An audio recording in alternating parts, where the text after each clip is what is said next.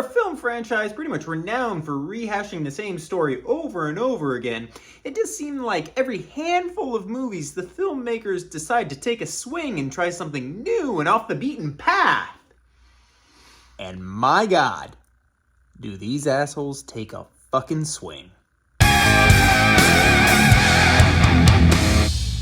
Halloween ends. Sure, fucking thing recoups its whole budget in a weekend. They're totally gonna stop making these. But I digress. It is the concluding chapter in the Michael Myers Laurie Strode saga and sees Jamie Lee Curtis reprise her role one last time, maybe, to face off against evil once again in one final showdown-ish. Honestly, I don't even think I can do a blah blah blah because this film's plot is really hard to pigeonhole. That's not to say we haven't seen it all before. We just haven't seen it like this. Some shit may be spoiled. Even the good stuff.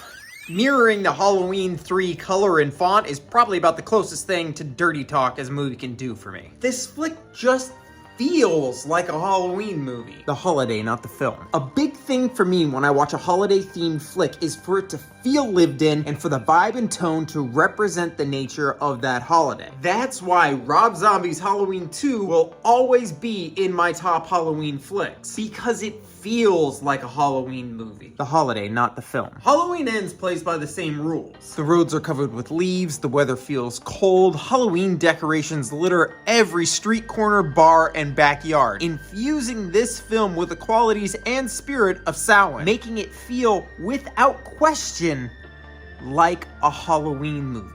The holiday, not the film. As with the first two flicks, the soundtrack is one of the film's highlights and has been on a constant repeat on my boombox that I carry with me when I walk around town. The dialogue in this film is so insanely more believable that it is crazy to think that it is written by the same people. Say what you will about the final product, but this film definitely takes a bold and original-ish approach. I think we can all agree that Michael imprinting his evil on somebody heavily borders on Mark of Thorn territory. But having a sympathetic lead succumb to the evil by the end of the Jamie Lloyd, Return of Michael Myers. Well, maybe it's not original, but it's batshit crazy, and if there's anything your boy likes in his Halloween movies, the holiday and the film, it's doing something crazy and making a film that feels different. I.e. Halloween 3 and Rob Zombie's Halloween 2. This franchise with its tired tropes and reused plot lines could use a little bit more what the fuckery in my personal opinion. Laurie feels like a real person here, not just an archetype or a Ripley wannabe. Curtis delivers a well thought out and heartfelt performance that feels like an appropriate send-off for Laurie. Nonsensical voiceovers notwithstanding. But more on that later.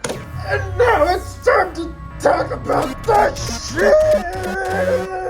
The voiceovers are fucking stupid. The fuck has Michael been doing hanging out in a drain pipe for 4 years? I thought when that motherfucker kills, he transcends. By the end of the last movie, son of a bitch had killed half of Haddonfield. He should be like fucking Super Michael by now.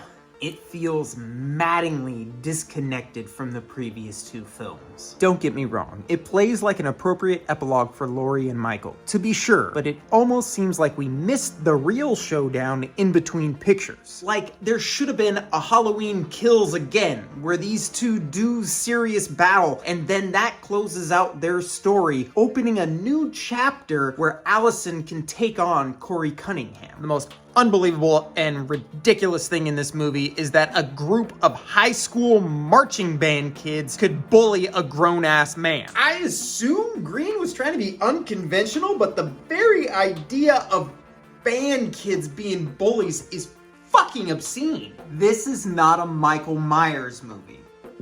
Easily the biggest gripe that your average moviegoer is going to have with this flick is that Michael Myers is mostly absent from the feature. Now, while I am a big advocate of sidelining Michael Myers in favor of new and inventive ideas, hashtag Halloween 3 is the best Halloween, this particular trilogy had done nothing but laid the groundwork for Michael Myers' background and mythos. Halloween 2018 and Halloween Kills built up Michael to what was essentially godlike status with his near invincibility visibility and the spooky campfire story-like lore surrounding him. So to have him all but push to the periphery for the majority of this epic conclusion feels like a slap on the dick, and not the good kind. Go ahead and give me that rewatch. Now, this film definitely moves at a slower pace than the previous two entries. That and the sheer lack of Michael Myers definitely hurt this film's rewatchability factor. But the movie gets points for genuinely feeling like a different type of film. So by the time you get to this one in your annual Halloween marathon, you won't feel like you're watching the same story for the 5th or 6th time already. If Halloween 2018 plays out like Halloween 4, The Return of Michael Myers, by essentially being a revamped version of Halloween 1978, and Halloween Kills dabbles in Halloween 5, The Revenge of Michael Myers territory strictly based off of the absolute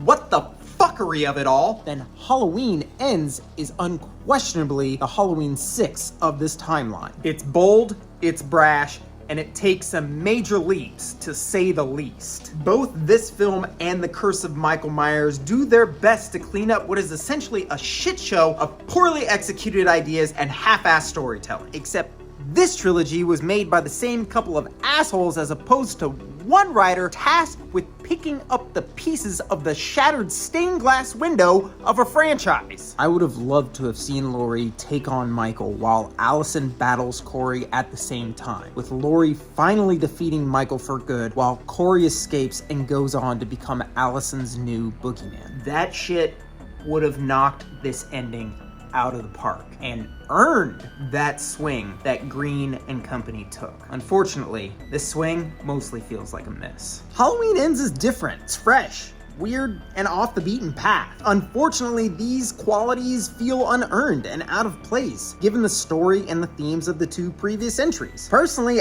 I think time will look more favorably on Halloween Ends than its two predecessors, not only for its originality, but also for its believable performances and its rich, well-lived-in, and wholly Halloween vibe and setting. As it stands, it's an interesting failed experiment that I have not stopped thinking about since I watched it. So I'm gonna give it a 5.8 out of 10, because while it may not exactly be a treat, it is certainly not a trick. Well, that about does it for this episode of the Jony Horror Reviews. Until next time, you trick-or-treaters be good to one another, be half-decent human beings, and be sure to be in front of your TV sets for the Horror-thon. It's almost time.